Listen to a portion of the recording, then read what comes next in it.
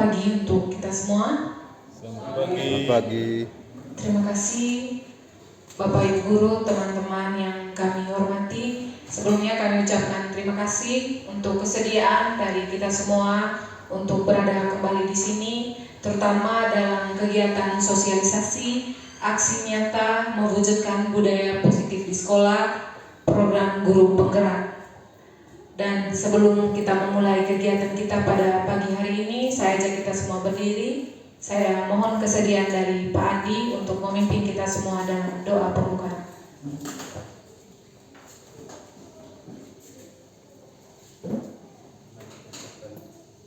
Mari kita siapkan hati kita untuk berdoa. Dalam Bapa dan Putra dan Roh Kudus. Amin. Allah Tritunggal yang Maha Kudus, Bapa, Putra dan Roh Kudus, kami bersyukur dan berterima kasih kepadamu atas berkat, rahmat, dan cintamu yang begitu besar pada kami pada hari-hari yang telah kami lewati hingga saat ini. Pada kesempatan ini ya Tuhan, kami mau memulai kegiatan kami. Kami mohon kepadamu agar Roh Kudus-Mu bersama kami, sehingga apa yang kami lakukan hari ini dapat berguna bagi kehidupan kami selanjutnya.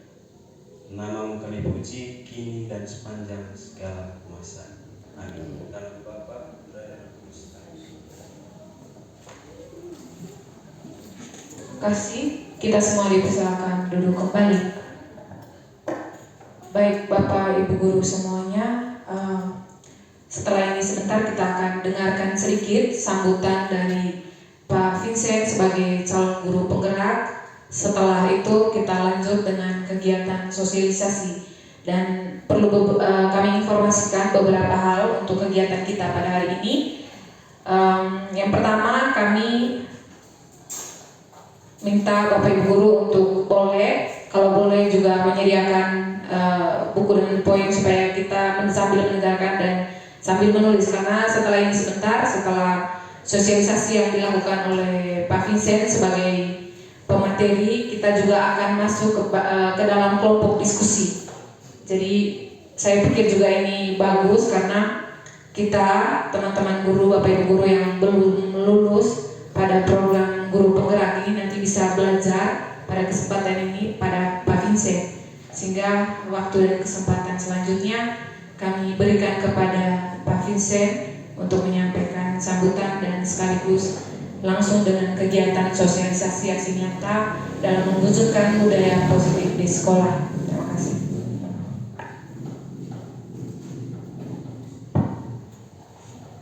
Baik, saya berdiri. Terima kasih Ibu Osin selaku MC pada kegiatan kita pada hari ini. Kegiatan kita pada hari ini adalah kegiatan berbagi atau sosialisasi tentang budaya positif. Nanti yang akan saya paparkan adalah bagaimana kita mewujudkan budaya positif di sekolah. Namun sebelum kita lanjut pada pembahasan materi, pertama-tama patut kita panjatkan syukur kehadirat Tuhan Yang Maha Kuasa karena atas perkenannya pada kesempatan ini kita boleh hadir di tempat ini dalam keadaan yang sehat. Berikut saya menyampaikan terima kasih kepada Bapak Ibu yang sudah berkenan hadir untuk memenuhi undangan kami.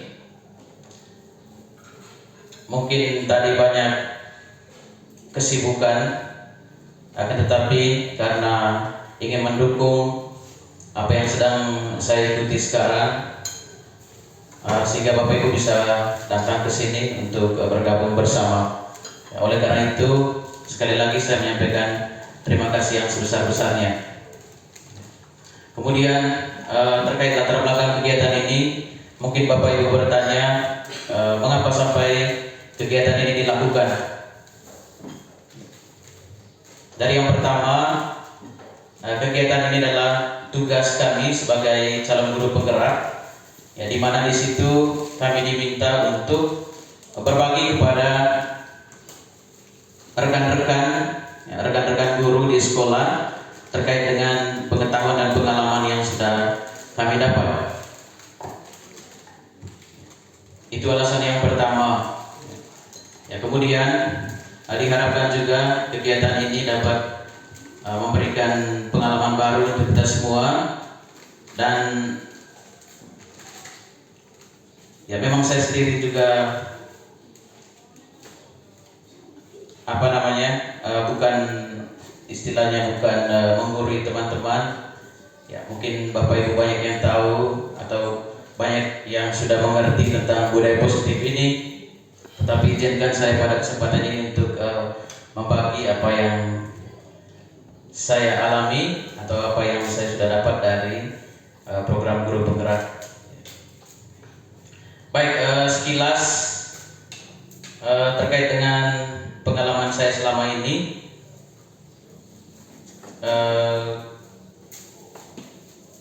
Pembelajaran yang sudah pernah saya ikuti, yang pertama itu pembelajaran tentang refleksi filosofis pendidikan Ki Hajar Dewantara.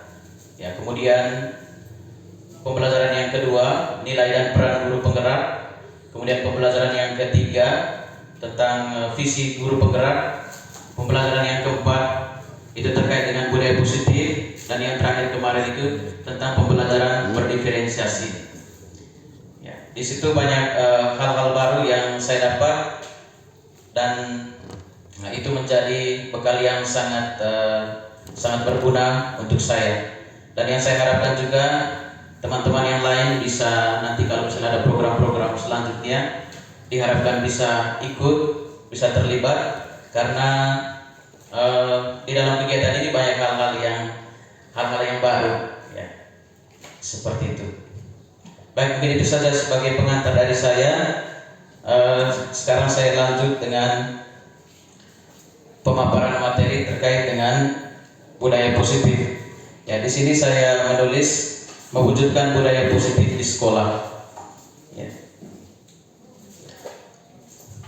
Ada beberapa hal yang akan saya paparkan sebentar terkait dengan budaya positif. Yang pertama adalah disiplin positif dan nilai-nilai kebajikan universal. Kemudian yang kedua, teori motivasi, hukuman, dan penghargaan, restitusi. Kemudian yang ketiga tentang keyakinan kelas. Kemudian yang keempat, kebutuhan dasar manusia. Yang kelima, restitusi, 5 posisi kontrol. Kemudian restitusi itu segitiga, ada konsep segitiga restitusi. Oke, secara keseluruhan dari ke-6 subtopik ini memang semuanya adalah mengarahkan kita untuk mewujudkan suatu budaya positif di sekolah. Ya, budaya positif itu adalah budaya-budaya yang baik, budaya-budaya yang mendukung seluruh warga sekolah untuk kita bisa mencapai visi dan misi kita. Ya, yang terutama itu adalah terutama untuk kebaikan dan kemerdekaan dari peserta didik kita. Ya. Seperti itu. Kemudian yang pertama tentang disiplin positif dan nilai-nilai kebajikan. Ya, selama ini kita sering mendengar juga kata disiplin. Ya. Memang disiplin yang kita maknai selama ini sering dianggap sebagai suatu peraturan atau taat terhadap peraturan. Ya. Bahkan juga disiplin itu juga bisa dianggap sebagai sebuah hukuman, ya, atau dihubungkan dengan suatu situasi yang tidak nyaman. Ya. Tetapi di sini disiplin itu diungkapkan oleh Ki Hajar Dewantara dan Diana Gosen, di mana disiplin sebenarnya adalah bentuk kontrol diri. Bentuk kontrol diri yaitu belajar untuk kontrol diri agar dapat mencapai satu tujuan yang mulia. Tujuan mulia di sini mengacu pada nilai-nilai atau prinsip-prinsip mulia yang dianut oleh seseorang, dan kita namakan nilai tersebut sebagai nilai-nilai kebajikan. Jadi disiplin yang diharapkan di sini adalah bentuk kontrol diri di mana kontrol diri itu mengacu pada nilai-nilai yang dianut oleh seseorang, di mana nilai-nilai itu adalah nilai-nilai kebajikan. Lihat sebentar nilai-nilai kebajikan yang yang kita anut, bahkan dari beberapa institusi juga nanti akan dilihat slide berikut. Ya. Kemudian sebagai pendidik, tujuan kita adalah menciptakan anak-anak yang memiliki disiplin diri, ya, sehingga mereka bisa berperilaku dengan mengacu pada nilai kebajikan universal. Ya, sehingga nanti dampaknya adalah motivasi pada peserta didik itu adalah bukan motivasi ekstrinsik, melainkan motivasi intrinsik atau motivasi dari dalam. Ya, itu yang menjadi harapan kita yang akan dialami oleh peserta didik. Ya. Kemudian saya akan menjelaskan sedikit tentang nilai-nilai kebajikan universal. Nilai-nilai kebajikan itu menjadi acuan bagi seseorang dalam menentukan tujuannya. Nilai-nilai ini adalah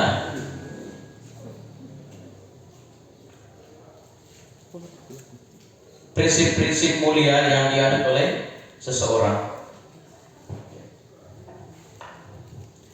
Kemudian nilai-nilai kebajikan universal itu adalah nilai yang disepakati bersama.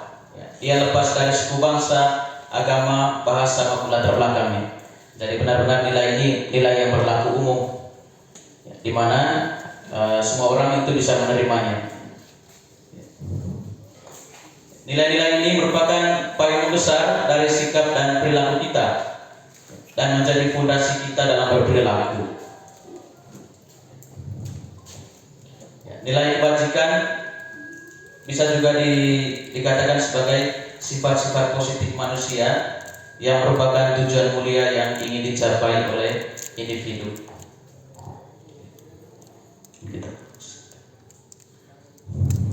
Baik, berikut ini ada beberapa nilai kebajikan dari 6 institusi. Yang pertama di sini disebutkan juga profil pelajar Pancasila. Ya, ini adalah nilai-nilai yang ingin dicapai oleh peserta didik Indonesia. Nilai yang pertama itu seperti kita tahu, beriman dan bertakwa kepada Tuhan Yang Maha Esa, mandiri, bernalar kritis, berpendidikan global, bergotong royong dan kreatif. Kemudian nilai yang berikut adalah dari IBO Primary Health Program, di mana sikap murid itu toleransi, rasa hormat, integritas, mandiri, dan seterusnya. Bisa dibaca ya, bisa dilihat ya.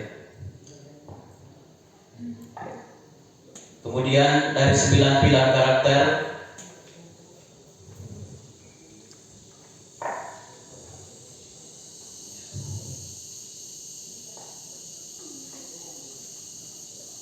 kemudian nilai-nilai kebajikan, ya, petunjuk sumber hidup dan keterampilan hidup, ya, dapat dipercaya, lurus hati, pendengarannya aktif, dan seterusnya.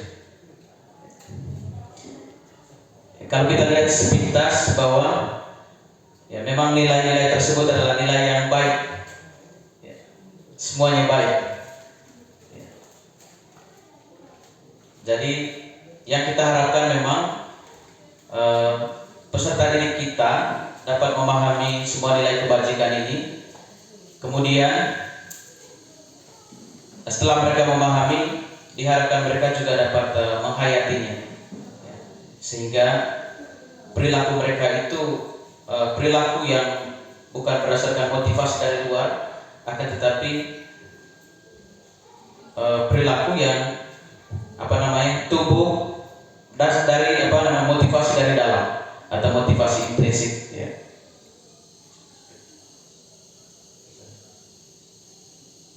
Kemudian bagian kedua,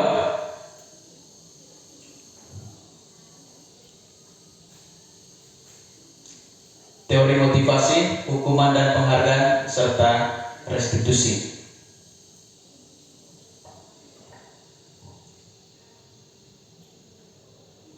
Baik, Diane Gosan dalam bukunya Restructuring School Discipline, ini mungkin Pak Adi yang bisa luruskan cara bacanya. Ada 3 motivasi perilaku manusia. Yang pertama untuk menghindari ketidaknyamanan atau hukuman. Kemudian yang kedua untuk mendapatkan imbalan atau penghargaan dari orang lain. Dan yang ketiga untuk menjadi orang yang mereka inginkan dan menghargai diri sendiri dengan nilai-nilai yang mereka percaya. Memang kalau kita refleksi masing-masing, memang benar bahwa tiga motivasi perilaku manusia itu seperti ini ya. Kira-kira yang pertama itu terkadang kita ingin menghindari ketidaknyamanan. Misalnya orang melakukan sesuatu itu takut takut dibully atau takut ditegur dan lain sebagainya. Ya.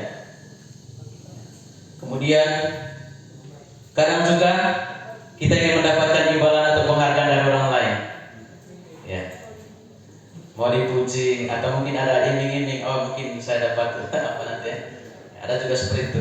Tapi yang ketiga, untuk menjadi orang yang mereka inginkan dan menghargai diri sendiri dengan nilai-nilai yang mereka percaya. Nah, jadi harapannya yang tumbuh dalam diri peserta didik itu motivasi yang ketiga ini, ya, bahwa mereka melakukan sesuatu itu bukan karena takut menghindari ketidaknyamanan, kemudian mau mendapatkan pujian atau penghargaan, akan tetapi karena mau menjadi orang yang mereka inginkan dan menghargai diri sendiri dengan nilai-nilai yang mereka percaya. Jadi semuanya tadi juga mengacu pada nilai-nilai di atas tadi. Dari nilai kebajikan yang banyak tadi, tinggal kira-kira yang mana yang menurut mereka yang paling yang sesuai dengan diri mereka masing-masing, gitu.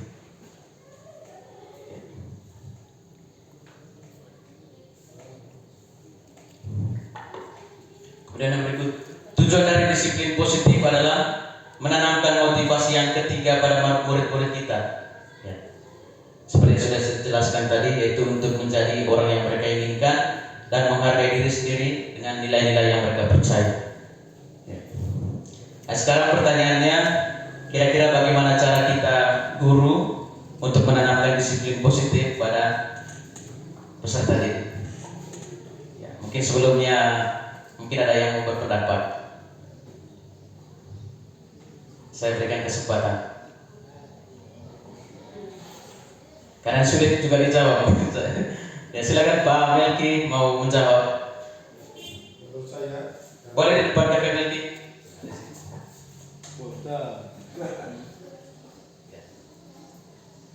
terima kasih.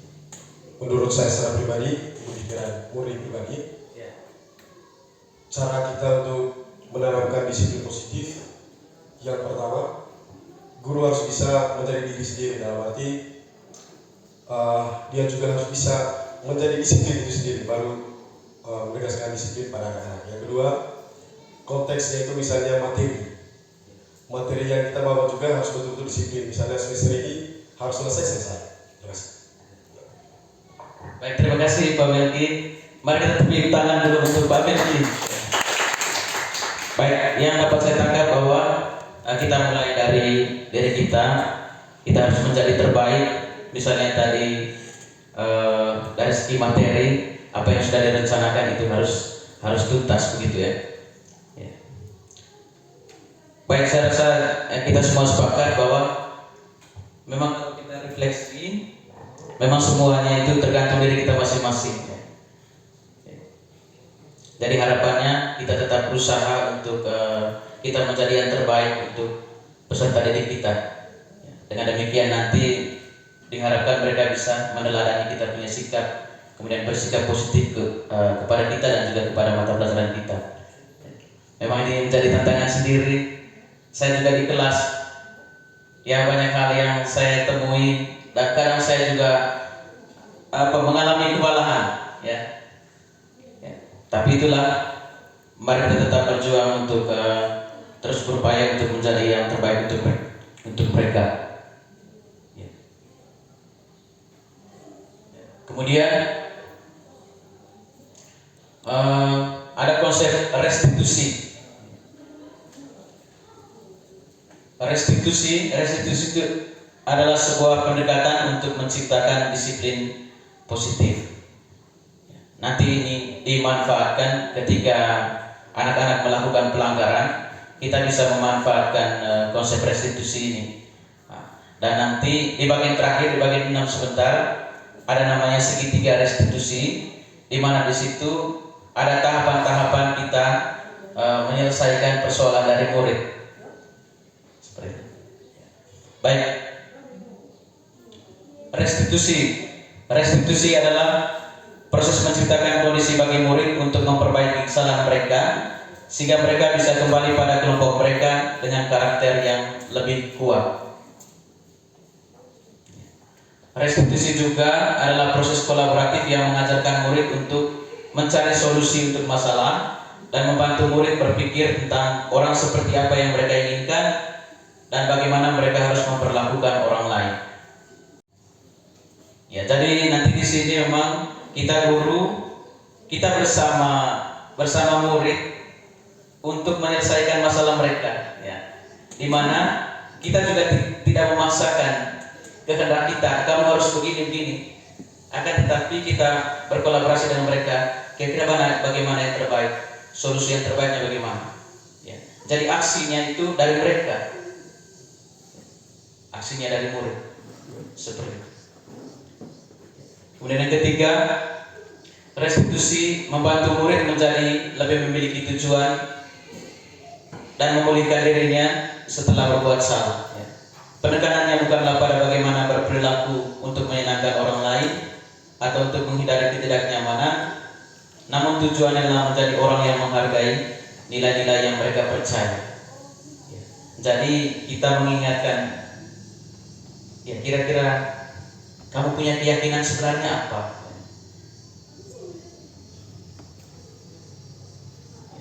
Semuanya tadi kembali kepada nilai-nilai kebajikan ini.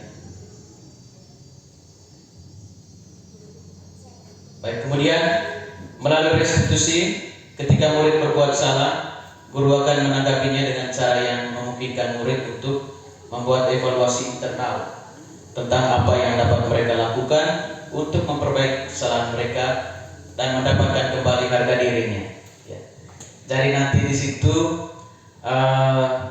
muridnya juga tidak merasa berkecil hati, tapi mereka juga dalam keadaan psikisnya baik.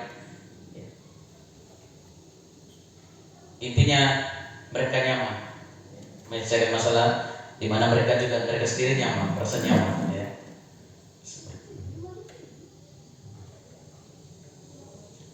Bagi ini ciri-ciri restitusi, itu restitusi bukan untuk menebus kesalahan, namun untuk belajar dari kesalahan. Kemudian restitusi itu memperbaiki hubungan. Dia merupakan tawaran, bukan paksaan. Kemudian menuntun untuk melihat ke dalam diri. Kemudian mencari kebutuhan dasar yang mendasari tindakan. Kemudian restitusi diri adalah cara yang paling baik, fokus pada karakter. Kemudian menguatkan, fokus pada solusi, dan mengembalikan murid yang berbuat salah pada kelompoknya. Ya. Jadi terkadang kita kalau murid berbuat salah, ya kamu ada di kelompok ini ya, atau kamu harus diusir begitu ya. Tapi ini diharapkan mereka harus bisa kembali ke kelompoknya untuk bisa bergabung kembali dengan teman-teman yang lain. Oke.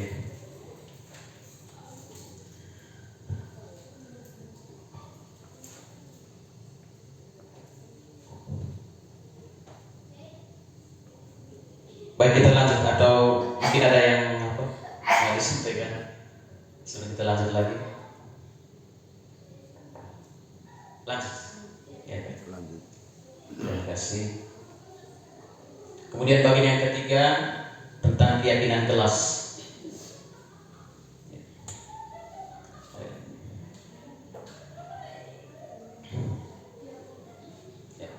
Pertanyaannya adalah, apakah makna dari keyakinan kelas?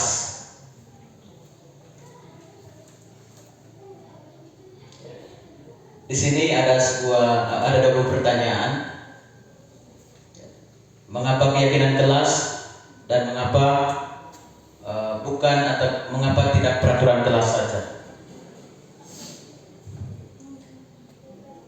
untuk memahami tentang ini,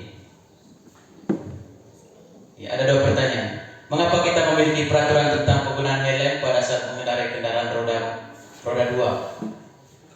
Ya. Kemudian mengapa kita memiliki peraturan tentang penggunaan masker dan mencuci tangan setiap saat? Ya, tentu dari aturan itu ada nilai, ya, ada nilai di balik sebuah peraturan. Ya, di mana nilai yang pertama tadi itu mungkin saja itu untuk keselamatan. Ya, kemudian penggunaan masker juga untuk kesehatan dan keselamatan. Ya. Begitu juga yang terkait dengan peraturan-peraturan yang kita buat di sekolah, mestinya apa yang kita atur itu harus tahu apa nilai di balik aturan itu. Ya. Kemudian dari peraturan dengan nilai itu diharapkan juga siswa harus tahu. Ya, sehingga mereka melakukan peraturan bukan karena paksaan, tapi mereka tahu nilainya, manfaat dari peraturan itu apa. Ya, seperti itu. Ya.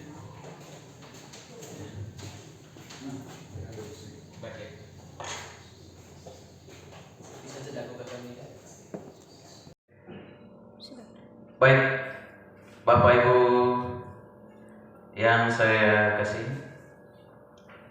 kita lanjut bagian yang ketiga dari materi kita pada hari ini, yakni tentang keyakinan kelas.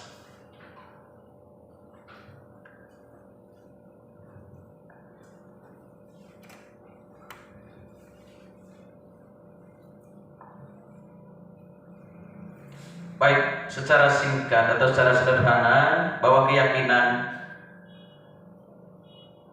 merupakan nilai-nilai kebajikan universal yang disepakati secara tersirat dan tersurat, lepas dari latar belakang suku, negara, bahasa maupun agama. Jadi keyakinan ini maksud di sini adalah nilai-nilai kebajikan universal seperti yang sudah dijelaskan tadi di bagian pertama.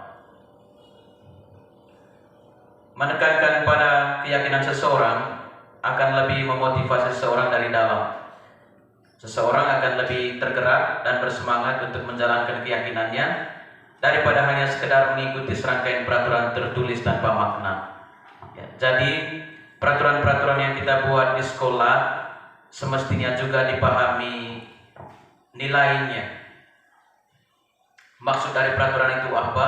Ya, sehingga peserta didik itu menjalankannya tidak sekedar, tapi benar-benar mereka paham ada manfaat dari pelaksanaan peraturan yang telah ditetapkan.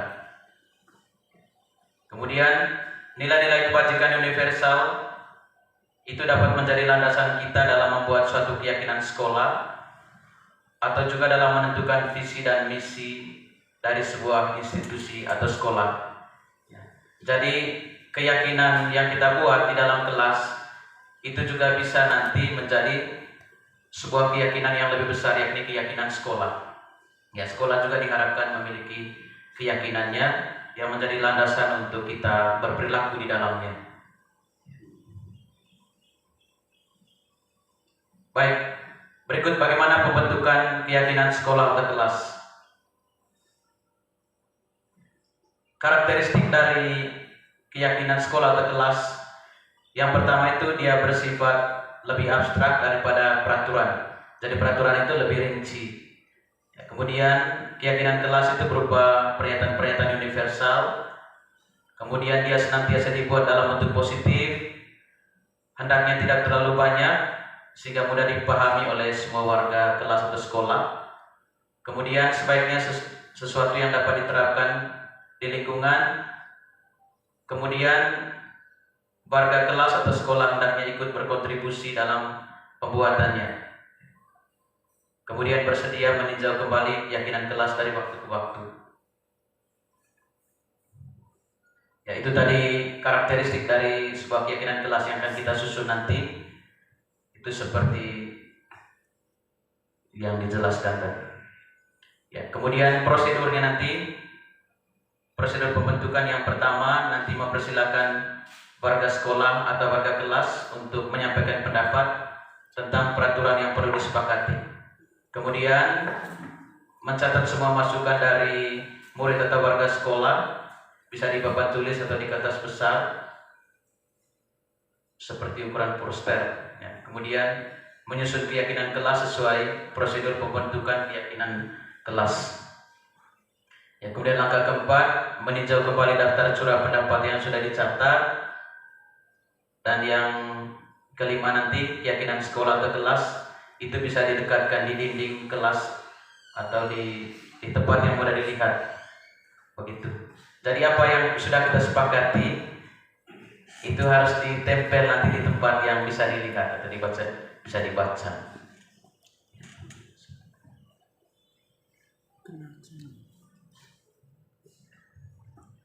Ini beberapa contoh keyakinan kelas. Ini juga saya ambil dari dari sumber belajar yang di LMS Guru Penggerak. Misalnya untuk kelas 1, setiap anggota kelas perlu belajar, setiap anggota kelas perlu senang, dan seterusnya. Bawah saya bisa baca.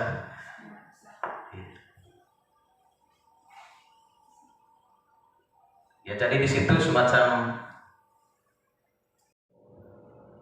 ada juga semacam ada rencana aksi juga di situ ya. Kemudian ada keyakinannya. Misalnya di kelas 7, kami meyakini bahwa sangat penting untuk menghormati semua orang dan barang milik orang lain. Jadi nilainya di situ adalah nilai hormat. Kemudian nilai bekerja, kami meyakini bahwa sangat penting untuk mengerjakan segala pekerjaan.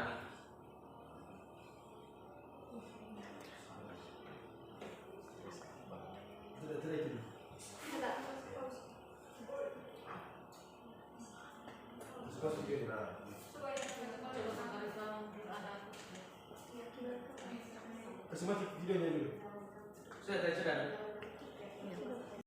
Ya Pak. Ya, bagaimana? Mungkin ada yang mau ini tadi yang mau. Keyakinan kelas, artinya kesepakatan bersama. Misalnya saya sebagai wali kelas, Iya. Berarti saya mencontoh seperti ini, bisa menjalankan tugas piket di kelas merasakan negara. Iya, bisa. Intinya hal-hal positif, aksi-aksi positif. Yang saya tanggung jawab menjalankan itu. Iya. Kemudian bahwa rencana aksi itu adalah mereka yang buat dari diri mereka masing-masing, bagaimana supaya menciptakan kelas yang bagus, menciptakan kelas yang aman. Di situ mungkin aksinya kan pada pernyataannya gitu loh. Kami sangat senang melaksanakan tugas piket dengan tujuan apa gitu ya. Itu kan aksinya sudah loh. Ya, bisa juga. Kalau tadi kan lebih pada keyakinan kan beri suatu peringatan nih. Ya, semacam peringatan juga. Iya, semacam peringatan. Kan beda dengan aturan. Kalau aturan itu kan wajib. Artinya kalau dilanggar ya tidak. Ya. Kalau dilanggar ada sanksinya Ya. gitu loh. Kalau keyakinan kan tidak loh. Bagaimana memberikan satu keyakinan dengan melakukan aksi? Itu bagaimana antara peraturan dan keyakinan? Keyakinan kelas dan peraturan beda-bedanya Maksudnya itu tadi Kak, di dalam kelas itu aturan itu tidak lagi pakai kata aturan. Maksudnya mereka bikin kesepakatan soal dalam kelas. Ya, apa yang baik yang perlu mereka lakukan dan apa yang tidak perlu dilakukan begitu. Ya, Melalui kesepakatan. Melalui kesepakatan bersama sesuai dengan misalnya kan begini, keresahan dari peserta didik itu bahwa di dalam kelas itu selalu tidak tertib, selalu banyak yang bolos, selalu banyak yang ribut pada saat les. Sekarang bagaimana kesepakatan mereka supaya tidak terjadi lagi hal seperti itu? salah satu caranya tadi Kakak begitu kan maksudnya kan tadi ada pertanyaan begini di slide berapa tadi itu yang baru pilih yang mana aturan kelas atau keyakinan kelas kan tadi ada pertanyaan. Iya, ada pertanyaan tadi. Makanya saya tanya itu tadi tuh. Apa perbedaannya antara aturan dan keyakinan? Apakah keyakinan ini hanya satu penegasan tanpa ada sanksi, sangat atau seperti aturan atau penegasan dan ada sanksi seperti peraturan kelasan itu? Bagaimana? Itu pemahaman saya. Tapi memang biasanya keyakinan kelas itu pernyataan dalam bentuk kalimat positif, tetapi di mana pernyataan itu ada landasannya, ada dasar. landasan nilai kebajikan yang mau diterapkan atau yang mau dikaitkan di situ. Iya. Misalnya tadi kami sangat yakin bahwa saling menghormati dan menjaga barang milik orang lain itu penting.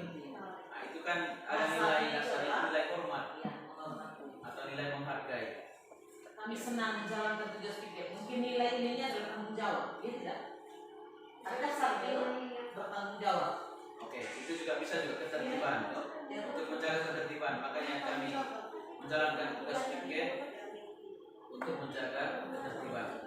Ya, kalau piket kebersihan kan berarti nilai kebersihan di situ. Ya, ada juga nilai kebersihan, ada juga nilai tanggung jawabnya. Ya, seperti itu.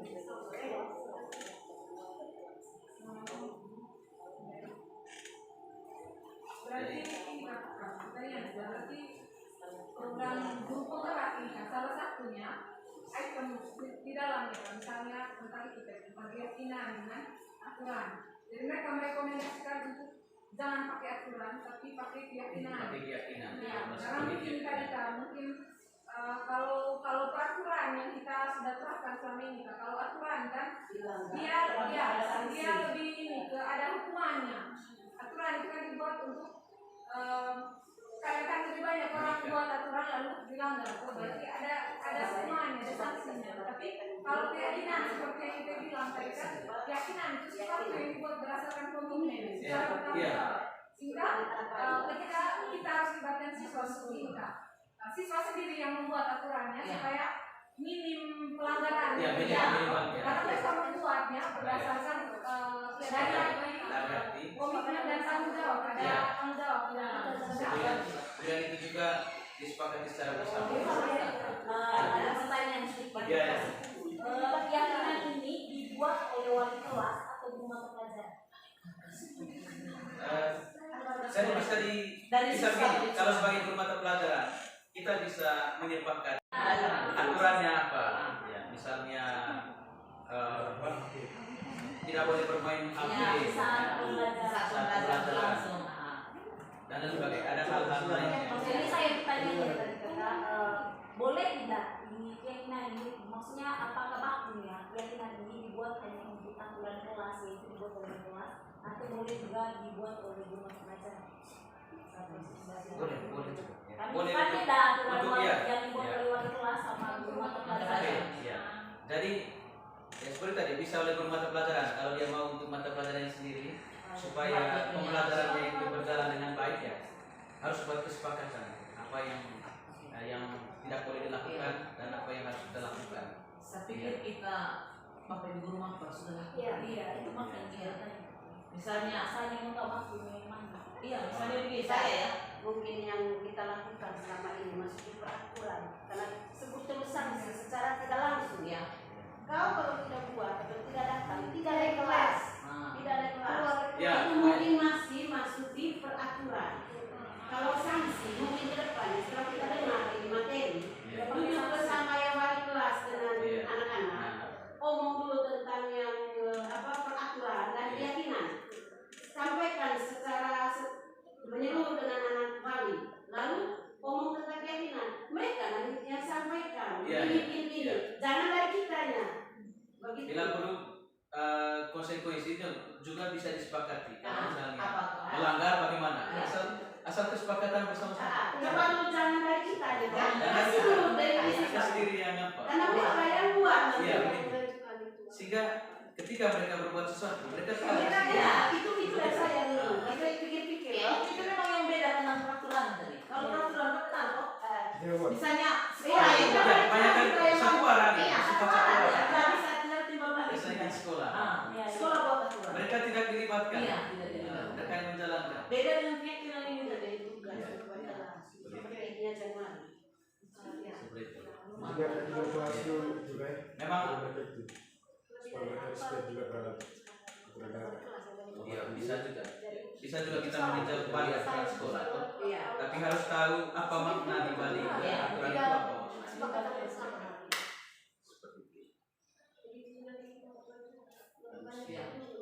Jadi inisiatif ya. Jadi mereka lebih banyak menciptakan kalimat pas. Saya nyaman Positif, ya, hal-hal yang positif. Terus menciptakan hal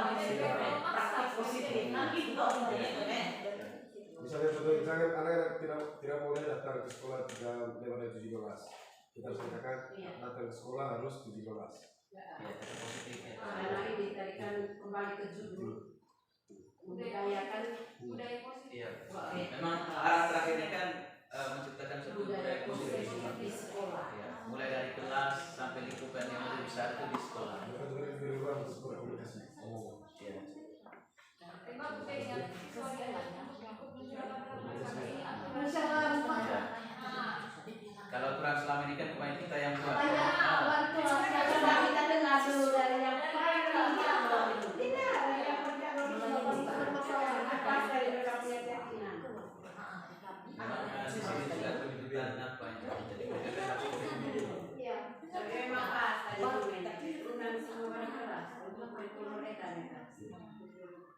itu dari kelas makanya saya tanya dan mengembangkan kalimat kita sudah buat bersama dengan kurikulum anak-anak itu aku sangat berarti bisa sudah. Iya. Baik Bapak Ibu, karena mati listrik tidak bisa menayangkan slide ya. Tapi kita lanjut saja. Mudah-mudahan suara saya bisa didengar. bisa Pak. Baik, kita sudah berbicara tadi tentang keyakinan kelas, bahwa keyakinan kelas tadi itu dibuat dengan kalimat-kalimat positif, di mana di dalamnya ada suatu nilai yang mau dihayati. Ada nilai yang mau dihayati. Ya, nilai-nilai itu adalah nilai-nilai kebajikan universal yang sudah dijelaskan di bagian pertama. Ya, kemudian bagian yang berikut, bagian yang keempat, kebutuhan dasar manusia. Ya, kebutuhan dasar manusia di sini dijelaskan oleh Dr. William Glasser dalam choice theory, teori pilihan, di mana di situ ada 5 kebutuhan dasar manusia. Yang pertama sekali itu adalah kebutuhan untuk bertahan hidup, kemudian kebutuhan kasih sayang dan rasa diterima, kemudian kebutuhan akan kebebasan, kebutuhan akan kesenangan, dan kebutuhan akan penguasaan. Kalau kebutuhan untuk bertahan hidup, saya rasa ya semua manusia pasti ingin mempertahankan hidupnya, memenuhi kebutuhan hidupnya, baik secara fisik maupun secara psikis. Kemudian manusia juga membutuhkan kasih sayang dan rasa diterima. Kebutuhan untuk disayangi dan diterima meliputi kebutuhan akan hubungan dan koneksi sosial.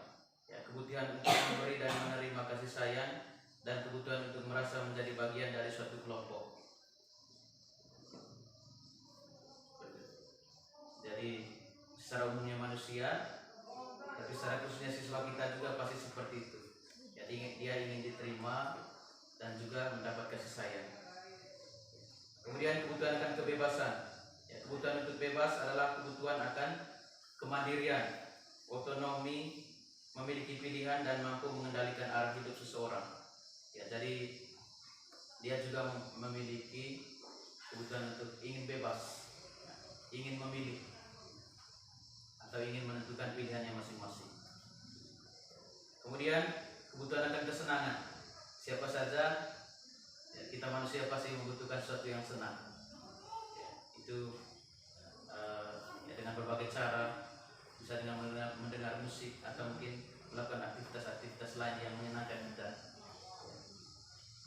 Kemudian ada kebutuhan untuk penguasaan atau kebutuhan pengakuan atas kemampuan. Jadi seseorang juga ingin dia menguasai sesuatu, memiliki kemampuan tentang sesuatu. Begitu juga dengan peserta didik, ya, pasti mereka memiliki kebutuhan seperti itu. Misalnya mereka sekolah di sini, tentu mereka menginginkan ada suatu kemampuan yang ingin mereka kuasai.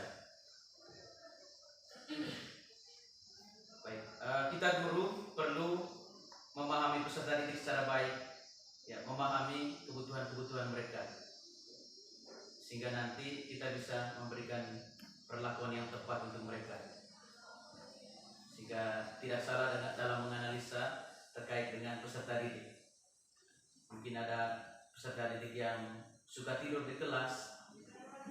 Sebenarnya yang tidur itu kalau menurut teori kontrol ini dia bukan melakukan pelanggaran, tapi pada saat itu dia sedang memenuhi kebutuhan untuk istirahat, begitu. Jadi mungkin bagaimana sikap guru pada saat itu memberikan sikap yang tepat. Jangan sampai kita langsung, oh kamu tidur terus, lalu kita pukul atau jewer atau memberikan hukuman yang lain. Ya. Begitu juga ada juga yang suka hura-hura, ya. Itu menunjukkan bahwa mereka sedang memenuhi kebutuhan kesenangan. Begitu. Itu kira-kira maksud dari 5 kebutuhan dasar manusia. Oke, kemudian yang berikut bagian kelima, 5 posisi kontrol. Di sini menurut Diana Gosen dalam bukunya Restructuring School Discipline tahun 1998, dia menjelaskan ada 5 posisi kontrol dari seorang guru yang kita lakukan. Kita mengontrol perilaku murid, ada 5 yang biasa kita lakukan. Yang pertama itu sebagai penghukum. Pertama sekali yang sebagai penghukum, kemudian kadang kita juga menjadi pembuat rasa bersalah. Kemudian yang ketiga, kadang kita menjadi teman, kemudian kadang kita menjadi pemantau, dan yang terakhir itu menjadi manajer. Ya. Biasanya kalau kita sebagai penghukum, biasanya menggunakan hukuman fisik atau menggunakan verbal, ya, dengan mengeluarkan kata-kata yang kasar, kemudian bahkan harus jewer dan lain sebagainya. Ya. Kadang juga kita membuat siswa itu merasa bersalah. Ya, jadi dengan kita menyampaikan pernyataan-pernyataan yang membuat posisi mereka itu pada saat itu merasa bersalah. Begitu juga teman, lalu pemantau. Ya, pemantau biasanya sudah ada kesepakatan atau sudah ada aturan yang sudah kita sepakati bersama, sehingga kita guru misalnya ini, siswa melakukan pelanggaran tidak hadir ke sekolah. Kita sebagai pemantau, kita mengingatnya, oi, kau punya kau punya absen atau kehadiran selama ini begini. Bagaimana dengan kesepakatan kita? Jadi di situ guru berperan sebagai pemantau. Kemudian sebagai manajer, ya sebagai manajer di sini, di mana guru itu dia menerapkan restitusi yang dijelaskan tadi. Dia bersama siswa ya untuk menyelesaikan pelanggarannya, ya berkolaborasi dengan siswa untuk menyelesaikan persoalan yang mereka hadapi. Dan harapan dari kita, dari Diana Gosen ini, bahwa kita guru itu harus berada pada posisi kontrol sebagai manajer. Ya, minimal pemantau, katanya minimal pemantau. Jangan kita sebagai penghukum, pembuat merasa bersalah, dan juga sebagai teman, ya. Tidak. Karena dengan begitu membuat mereka itu merasa gagal, identitasnya gagal. Ya. Seperti itu. Kalau kita sebagai manajer, kita membuat siswa itu masih merasa nyaman, merasa tenang, ya. Kira-kira begitu maksudnya. Oke, nanti kalau misalnya Bapak Ibu mau tahu lebih jelas, di sini juga ada print out-nya, bisa baca sama-sama.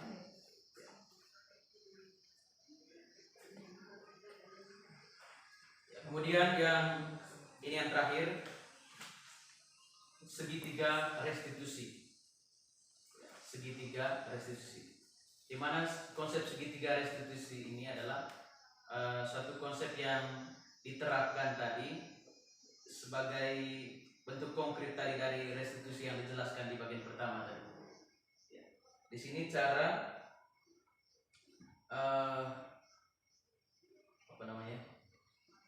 cara menyelesaikan permasalahan anak tadi melalui konsep ini. Ya. Ada langkah-langkahnya. Langkah pertama itu langkah menstabilkan identitas. Saya mau tayangkan ini tadi. Ya, di sini. Bisa saya kasih tunjuk saja ini. Ada segitiga restitusi. Di mana segitiga di bagian bawah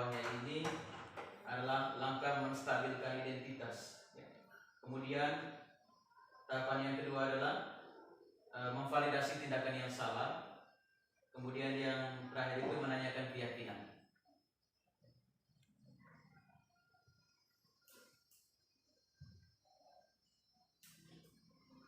Di dalam menstabilkan identitas ini, kita membuat siswa yang sedang bermasalah itu tidak berada dalam keadaan gagal, tidak berada dalam identitas gagal. Jangan sampai ada siswa yang bermasalah, kita langsung tambah dengan cercaan lagi dengan kata-kata yang kasar. Ya. Pada saat itu dia dia berada dalam identitas gagal. Ya. Tapi ini disarankan supaya kita harus bisa menstabilkan identitasnya, ya, supaya anak itu tidak merasa gagal pada saat itu. Ya. Misalnya kita menyampaikan pernyataan begini, ya, berbuat salah itu tidak apa-apa. Kemudian tidak ada, saya juga pernah melakukan kesalahan seperti itu, dan seterusnya. Kita bisa menyelesaikan masalah ini.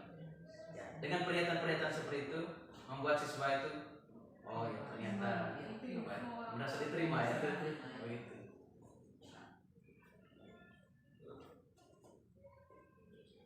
Kemudian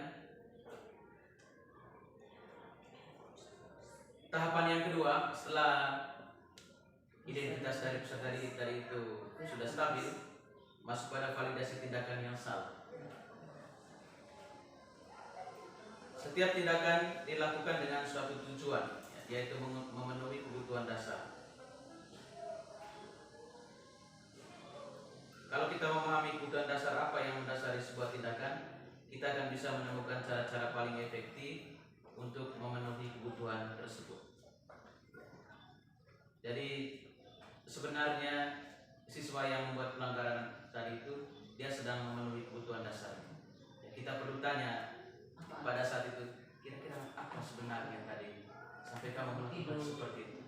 Bahkan tidur atau sering bolos, apa sebenarnya alasan utama? Ya.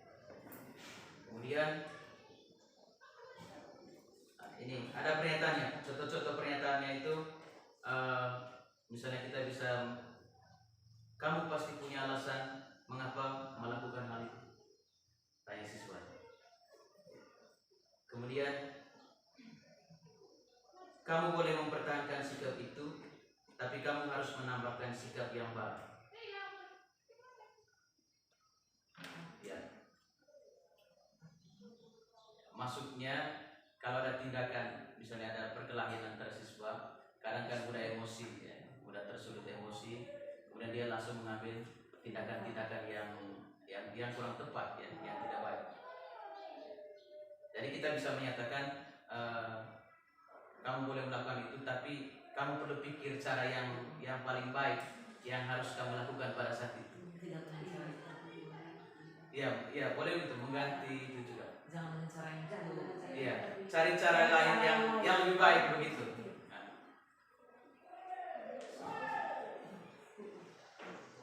Oke, kira-kira seperti itu untuk bagian validasi tindakan yang salah.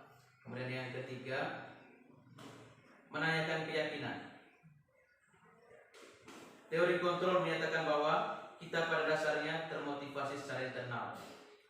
Ketika identitas sukses telah tercapai, atau di mana di langkah 1 tadi, dan tingkah laku yang salah telah divalidasi, itu di langkah 2, maka anak akan siap untuk dihubungkan dengan nilai-nilai yang dia percaya dan berpindah menjadi orang yang dia inginkan. Pertanyaan-pertanyaan di bawah ini menghubungkan keyakinan anak dengan keyakinan kelas. Ya. Ada beberapa pernyataan. Apa yang kita percaya sebagai kelas atau keluarga? Jadi kita tanya lagi ke siswanya, sebenarnya apa yang kita yakini atau apa yang kita percaya sebagai kelas atau keluarga? Anak bisa berpikir, oh yang seharusnya saya lakukan itu bukan begini, tapi yang keyakinan selama ini itu seperti ini. Jadi dia menjadi sadar, oh ternyata tindakan saya ini salah, yang benar itu yang begini. Kemudian apa nilai-nilai umum yang kita telah sepakati? Kemudian kamu mau jadi orang seperti apa? Jadi di bagian terakhir itu kita menanyakan kembali keyakinan siswa, mereka mau menjadi apa, kemudian sebenarnya nilai-nilai apa yang mereka yakini atau yang mereka percaya. Dengan begitu mereka bisa mencari jalan keluar juga untuk masalahnya sendiri. Ya sebenarnya yang saya lakukan itu yang begini, bukan yang lain seperti itu.